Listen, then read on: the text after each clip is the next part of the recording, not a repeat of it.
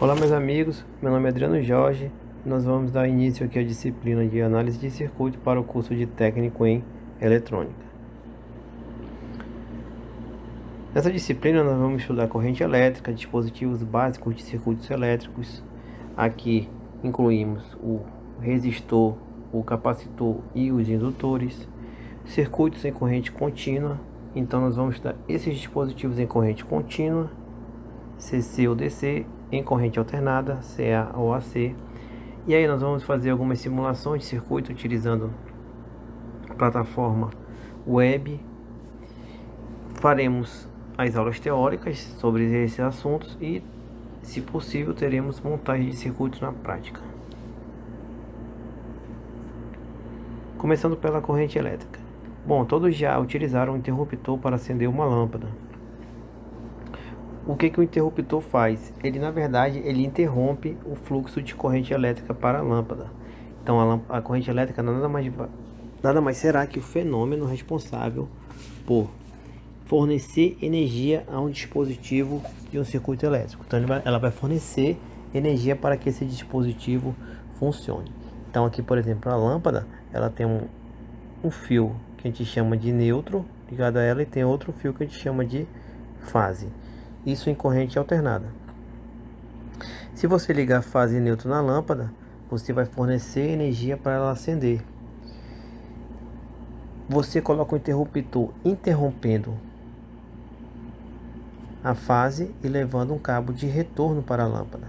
Então, quando você acionar o interruptor, você vai ter neutro e fase ligado à lâmpada, fazendo ela acender.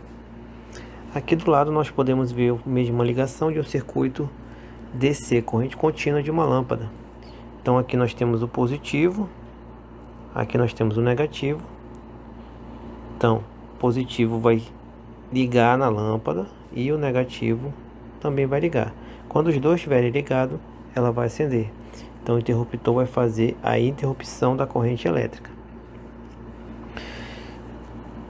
Observe que quando o interruptor está ligado, a lâmpada acenderá. Então a corrente vai ser esse fenômeno que sai do positivo, passa pelo dispositivo, aí o dispositivo executa a sua função. Uma lâmpada, por exemplo, a função dela vai ser iluminar o ambiente, e aí volta para a bateria. Aqui nós temos a bateria e continua fazendo esse ciclo até que a bateria não tenha mais energia para transportar a energia, para manter a energia elétrica. Então você pode entender esse circuito, essa bateria, como se fosse um motorzinho que está transportando uma água. Então a água seria a corrente elétrica. Então você imagina como se fosse um encanamento, o circuito como se fosse um encanamento, e a corrente elétrica como se fosse a água percorrendo esse encanamento. O interruptor seria a sua válvula, né? Ou seu registro.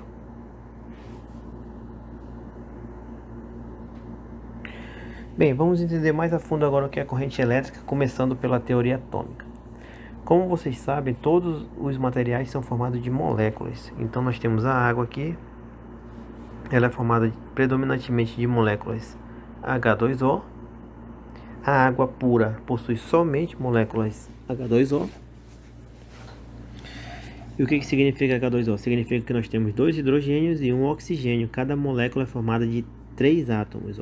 Aqui nós temos o hidrogênio e aqui nós temos o oxigênio. Então esse grandão vermelho é o oxigênio e esses dois aqui menorzinhos são o hidrogênio. Então tem várias moléculas, mas as moléculas você pode vê-las no microscópio. Entretanto, o átomo ninguém pode ver.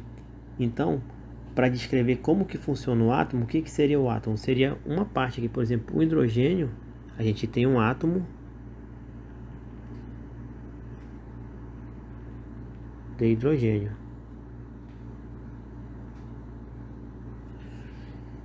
Então, como o ser humano não conseguia ver, ele criou várias teorias para a forma desse átomo. Com isso, nós chegamos a uma teoria muito interessante, que é a teoria de Bohr. Nela, nós temos um sistema semelhante ao sistema solar. Então, no sistema solar, nós temos o Sol, e aí, executando órbitas pelo Sol, nós temos os planetas, como por exemplo a Terra, sendo um planeta. Então, nessa teoria, nós teríamos aqui um núcleo. Esse núcleo teria cargas positivas, e ao redor dele nós teríamos circulando ali, fazendo órbitas, os elétrons. Esses elétrons teriam cargas negativas. Então aqui nós teremos os elétrons, e aqui dentro os prótons. O que é importante para você saber nesse curso?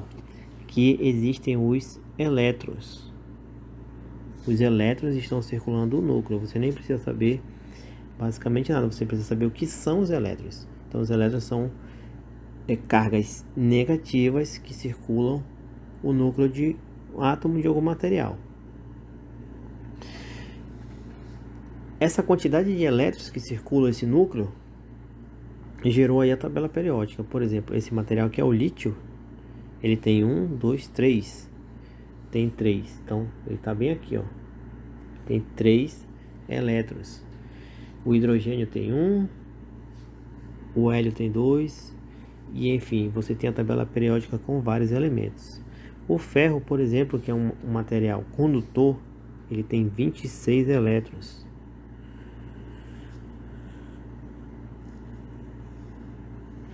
O cobre tem 29 elétrons, que é outro material muito utilizado como condutor. Enfim, nós temos aí a prata, nós temos o ouro, nós temos vários elementos, e esses elementos são nomeados na tabela de acordo com o seu número de elétrons, ou mais especificamente de acordo com o seu número atômico. Bom, então imagine um átomo de sódio. O átomo de sódio. O átomo de sódio é o átomo Na. Ele tem 11 elétrons circulando o seu núcleo. Então, para ele ser neutro, ele tem que ter 11 prótons e 11 elétrons. Então, você só precisa se preocupar com os elétrons, tá certo?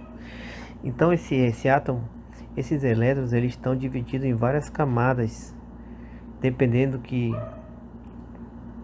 Na verdade, eles podem ocupar várias camadas, que cada uma fica em uma determinada localização e distância do núcleo. Então, eles podem ocupar essas camadas, tá? Os átomos que estão mais externos são chamados, os elétrons que estão mais externos, na camada mais externa, mais longe, ó. Esse aqui, ó, tá mais longe do núcleo. É chamado de elétron livre. Por quê? Porque é ele que vai sair de um átomo para outro. Então você imagina que você tenha vários átomos. Então você vai ter elétrons circulando de um átomo para outro. E são esses elétrons livres que estão na última camada aí que vão circular. Então aqui você imagina, por exemplo, um átomo de ferro. Ele tem 26, ó, 26 elétrons. Então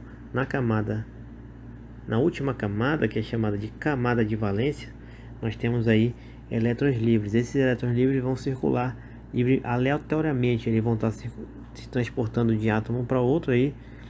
Isso aqui, imagine aqui que nós temos aqui uma barra de ferro, por exemplo, com vários átomos de ferro. Então nós temos 6 elétrons aí. Quando a gente utiliza uma bateria, esses elétrons livres começam a se transportar alinhadamente. Então aqui eles estão aleatórios. Quando você ligar uma bateria, ou seja, ligar um positivo e um negativo, então positivo e negativo aqui nessa barra de ferro, esses elétrons eles vão começar a se transportar em uma determinada direção.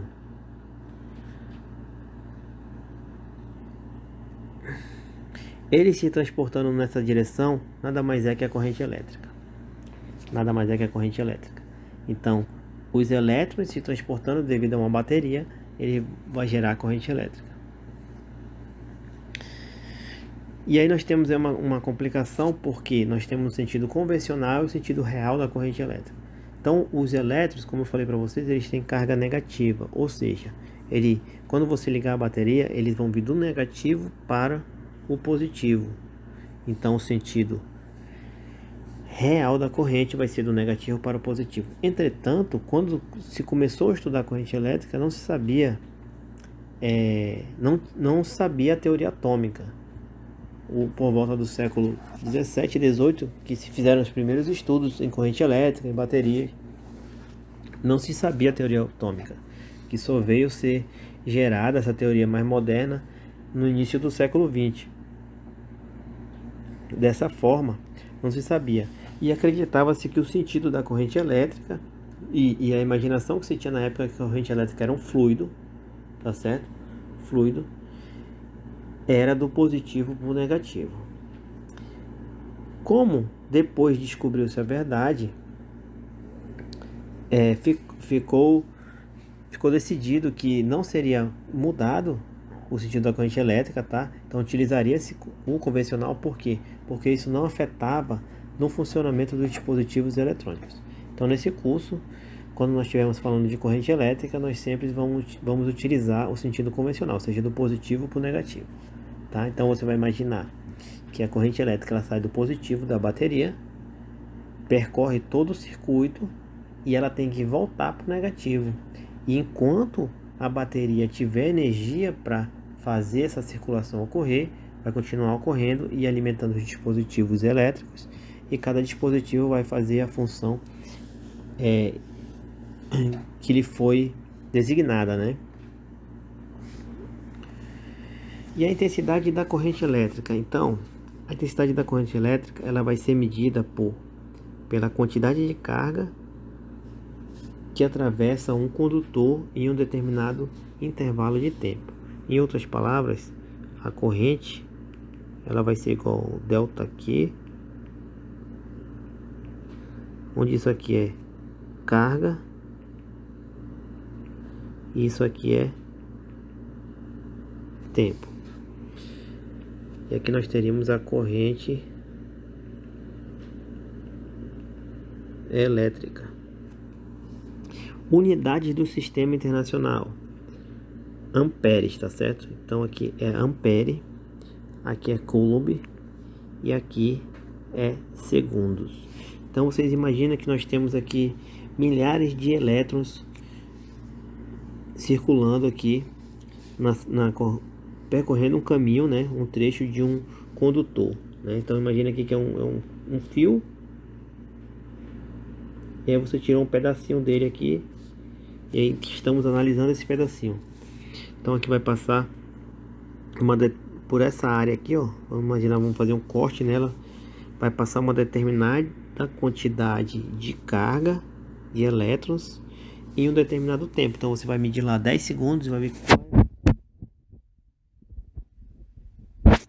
elétrica.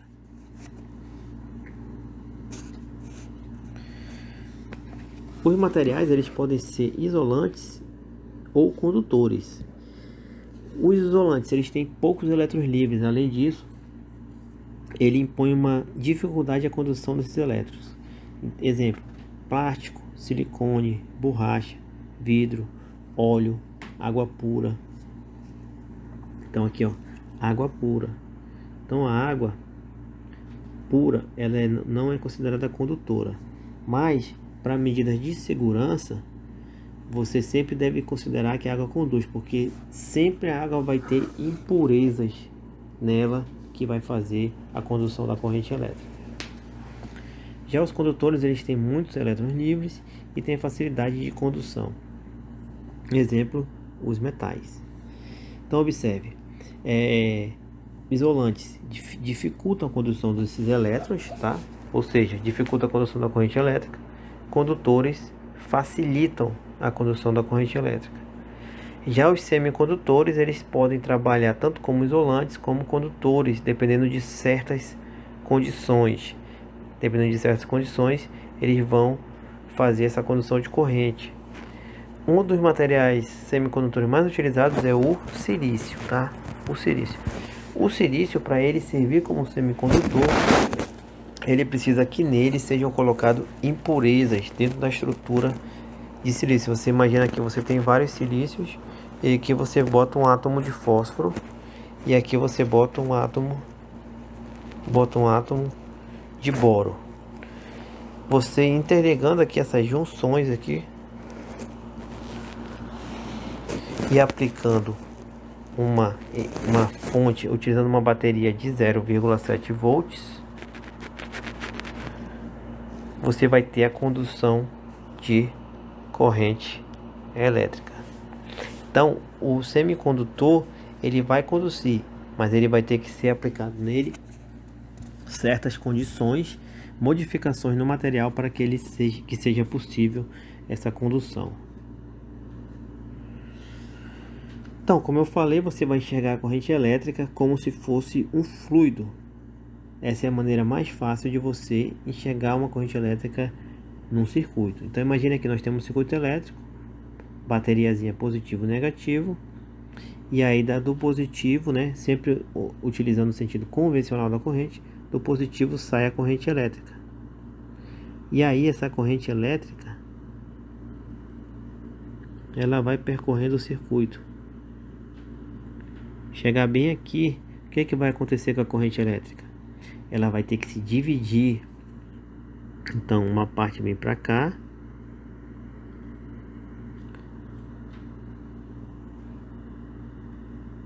e aí quando chegar nesse outro ponto, eles vão se encontrar, e dessa forma eles vão voltar para o negativo da bateria.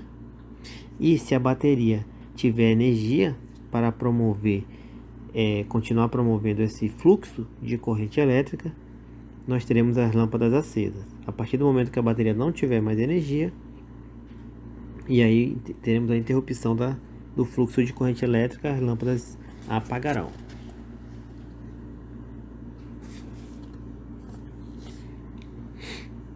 Dentro desse conceito teremos o circuito série e paralelo. O circuito série vai ser aquele pelo qual circula a mesma quantidade de corrente elétrica, tá? E o paralelo vai ser o circuito pelo qual circulam quantidades diferentes de corrente elétrica, tá certo? Então imagine aqui, ó, a corrente sai do positivo, né, indicada aqui pela seta amarela, e passa por essa lâmpada. Ela atravessa a lâmpada, depois passa por essa outra lâmpada, atravessa a segunda lâmpada, passa pela terceira e volta. Ou seja, a mesma corrente que vem da primeira lâmpada passa por todas as lâmpadas e depois volta para o negativo. Então nós dizemos que esse circuito está em série. Já em paralelo nós teremos uma divisão da corrente, ou seja, imagine essa corrente elétrica aqui. Quando chegar bem aqui, ela se divide. Vem uma parte para essa lâmpada, a outra vem para esse circuito aqui. Chegar nesse ponto, esse daqui que já estava dividido, vem uma parte para cá, para a segunda lâmpada, e vai outra parte para a terceira lâmpada. Depois elas vão se reunir novamente, claro, e voltar.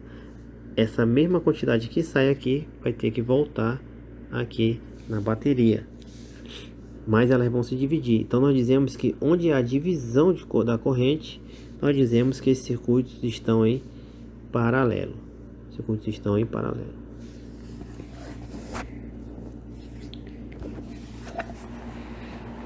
Então agora, se você olhar, por exemplo, um diagrama elétrico da sua casa, você vai ver que nós temos lá o quadro, e aí tem um disjuntorzinho. Vou pegar um disjuntor monofásico, só uma fase. Aqui nós temos a fase e aqui nós temos o neutro. O neutro não passa pelo disjuntor, ele vai direto para as tomadas, tá? E a fase passa pelo disjuntor, passa por aquele disjuntorzinho, vou botar aqui, e aí nós temos o circuito fase neutro. E aí como que você faz a ligação das tomadas? Você vem aqui, ó, puxa uma fase e um neutro e liga a primeira tomada. Você puxa aqui uma fase e outro neutro e liga a segunda tomada. Você puxa aqui uma fase e outro neutro e liga a terceira tomada. Você vai distribuir tomadas que estejam de acordo com o disjuntor utilizado e com o cabo utilizado, principalmente. Então, a função do disjuntor, ela é proteger o cabo. Essas tomadas aqui, elas estariam em série ou em paralelo. Então, após aí um tempo, né, você pensando, se você quiser, você pode dar uma pausa no vídeo para pensar. Então, após ter pensado, eu vou dizer para vocês que elas estão em paralelo. Em paralelo, por quê? Porque a corrente, ela vai se dividir para cada tomada.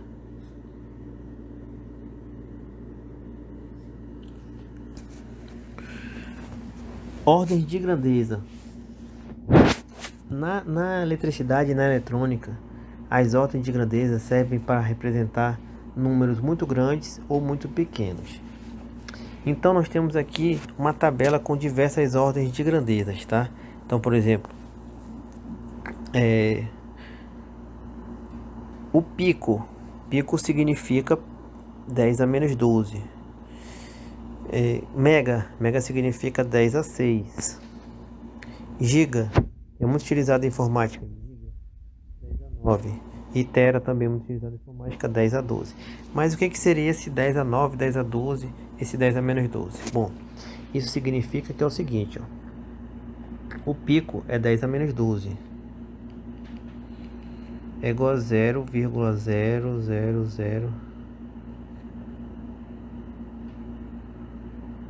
É igual a esse número, 10 a menos 12. Então, se você tem aí uma grandeza que é 12 pico, vamos lá, vamos botar aí uma unidade para 12 pico ampere, né? Então, ampere é corrente elétrica, 12 pico é ordem de grandeza. Então, significa que ela vale 12 vezes esse número aqui, tá, pessoal? Esse número aqui. Então, você vai usar a calculadora e vai multiplicar por esse número.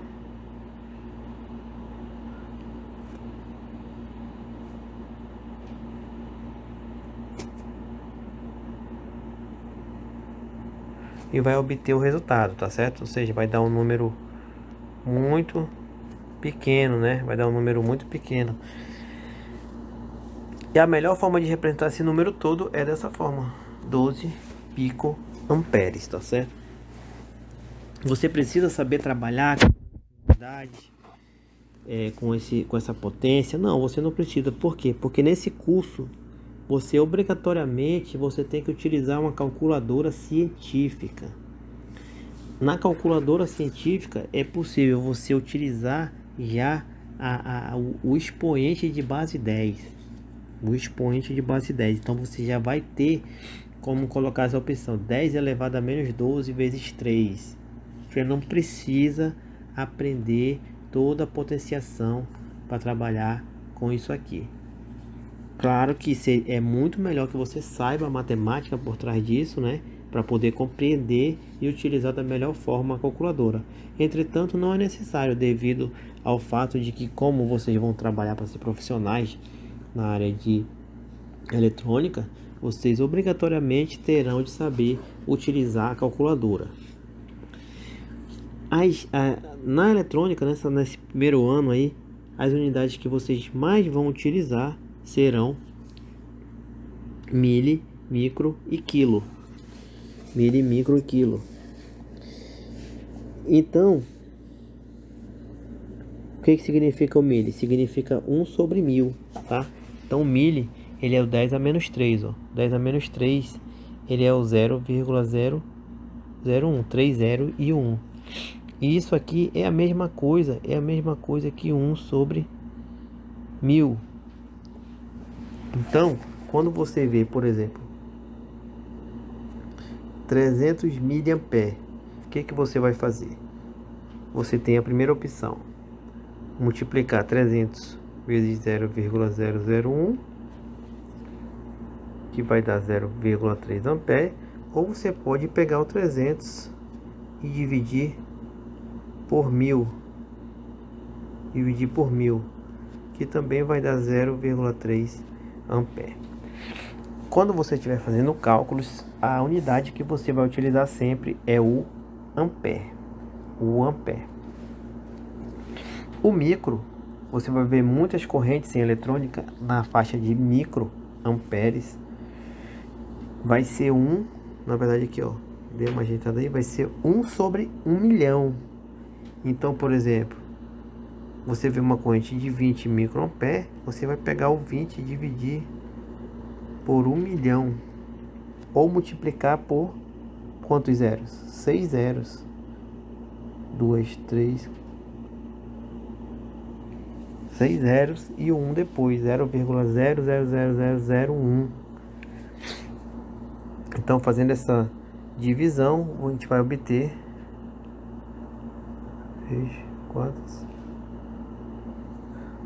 2 amperes.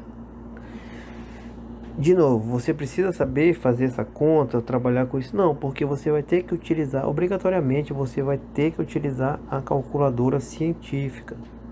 E na calculadora científica, inclusive, a maioria já tem essas ordens de grandeza. Quando já tem o mili, já tem o micro, então você já pode utilizar diretamente essa ordem de grandeza. Você não vai precisar fazer essas contas.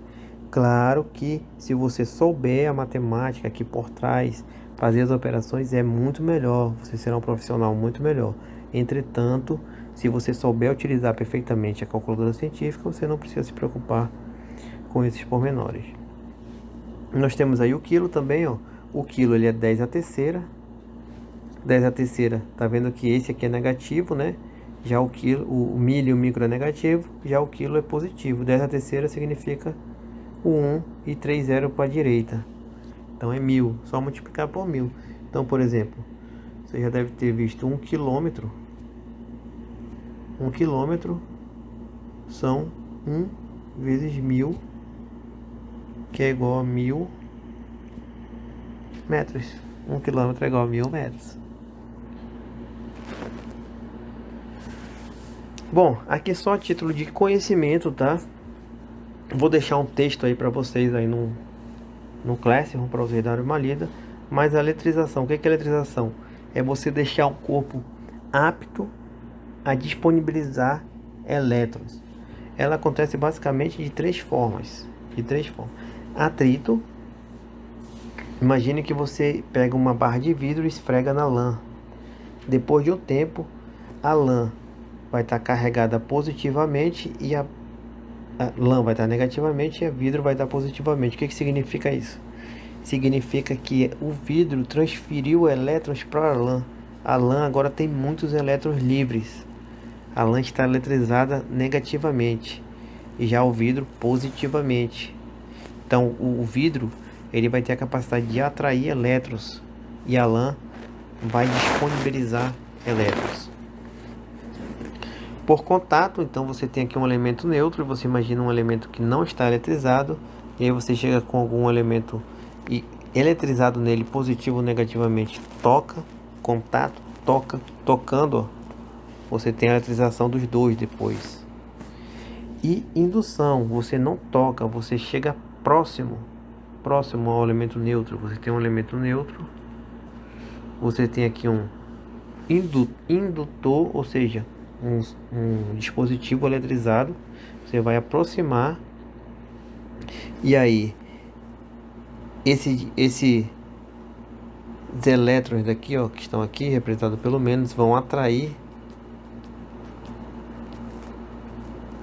a parte positiva e a parte negativa você vai ligar no terra, é você despejado no terra, ficando só positivo no final, tá? Então você vai ter B positivo e o A vai continuar negativo. Então isso aqui é só para título de curiosidade, tá certo?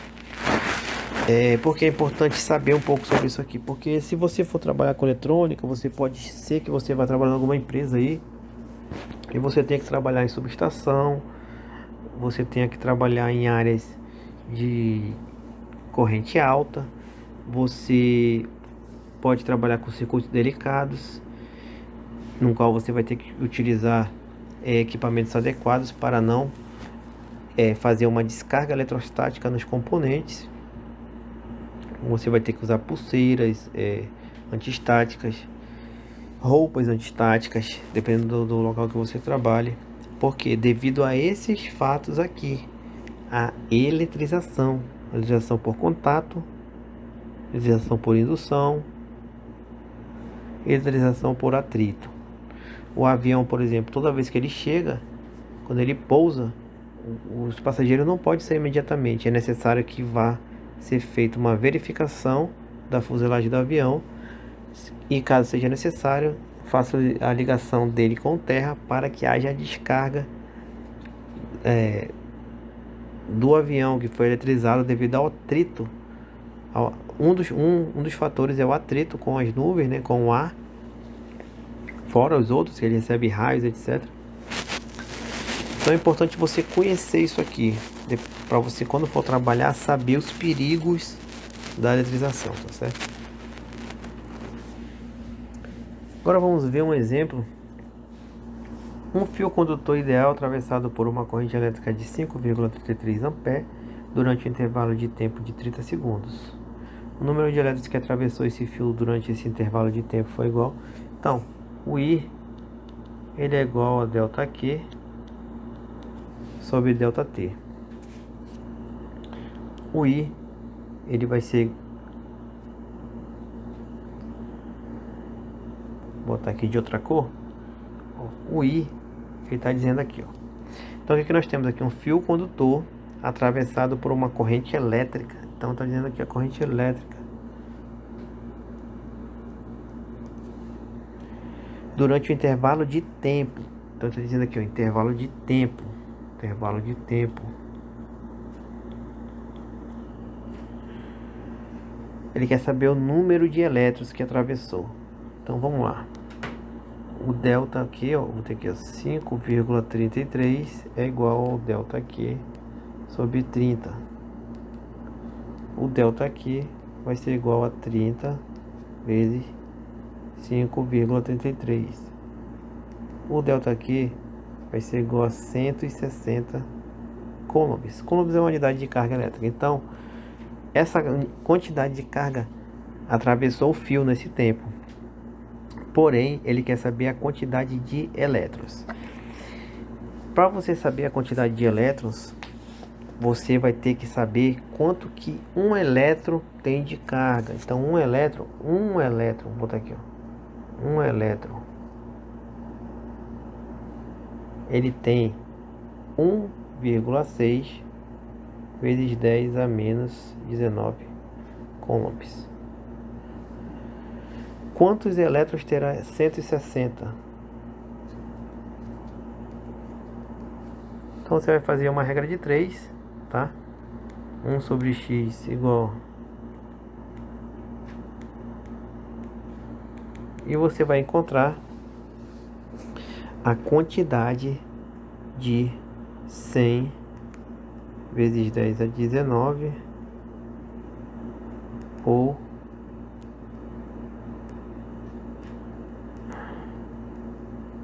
elétrons. 1 vezes 10 a 21, né? 10 a 21 você já sabe que é 1 e quantos zero? 1, 3, 9, 12, 15, 18, 21 zeros, tá, pessoal? Então isso aqui é a quantidade de elétrons que atravessa aí 30 segundos com essa corrente de 5,33 amperes.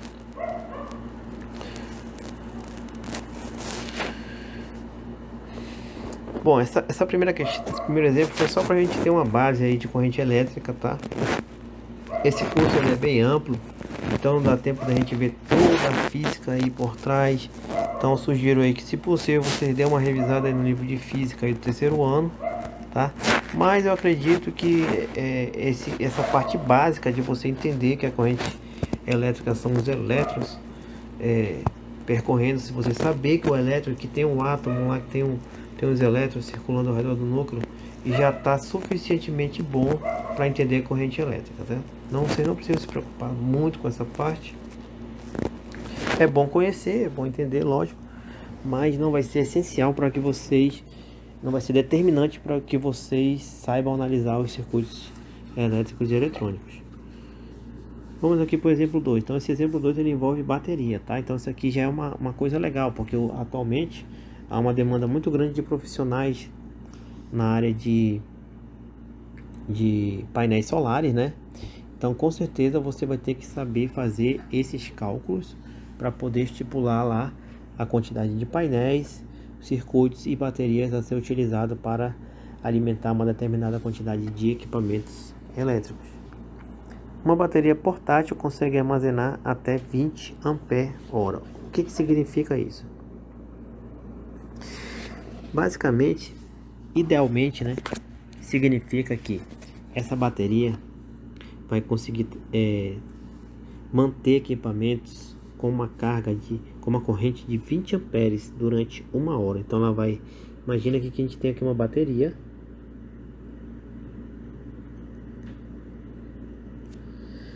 e ela vai fornecer 20 amperes durante 1 hora. Ah, professor, e se for só 10 amperes que está consumindo o circuito? Então vai durar 2 horas. Ah, mas o meu circuito consome só 5 amperes, então vai durar 4 horas. Meu circuito consome só 1 amperes, então vai durar 20 horas. Ou seja, se você multiplicar os dois, ó, 20 vezes 1, 20 ampere-hora. 10 vezes 2, 20 ampere-hora. 5 vezes 4, 20 ampere-hora. 1 vezes 20, 20 ampere-hora. Então basicamente 20 ampere-hora significa isso, tá? Então tem vários significados 20 ampere-horas. O principal é que a quantidade de corrente vezes a quantidade de horas vai dar a carga da bateria. Sabendo que durante a recarga dessa bateria é de 2,5 amperes, então a fonte para você carregar essa bateria, ela consegue fornecer 2,5 amperes. Ele pergunta qual é o tempo necessário para ela ser carregada completamente. Então, utilizando essa lógica aqui, a gente vai ter que 2,5 vezes o tempo, né? Tempo de recarga vai ser igual a 20. Ó, sempre a corrente vezes o tempo dá a carga da bateria. Então o tempo vai ser igual a 20 dividido por 2,5, o que vai dar pra gente 8 horas. Então vai levar 8 horas para carregar essa bateria. Bom, ficamos por aqui nessa aula. Eu vou deixar aí um texto auxiliar para vocês darem uma lida. Vou deixar os slides para vocês darem uma olhada. E na próxima aula eu vou deixar um exercíciozinho sobre essa aula, tá? Então, eu vou deixar para essa semana, vamos ficar nessa aula. E aí na semana que vem eu vou deixar o exercício para vocês. Para quê? Para a gente começar devagar essas primeiras 2 semanas, que tem muita gente entrando ainda, muita gente se organizando aí, ajeitando o computador. Então vou deixar devagar para vocês se organizar essas 2 semanas. E aí na terceira semana a gente já começa a fazer aula com exercício toda semana, para ir somando as avaliações e no final do período fazer uma média para dar a nota de vocês. Um forte abraço e bons estudos.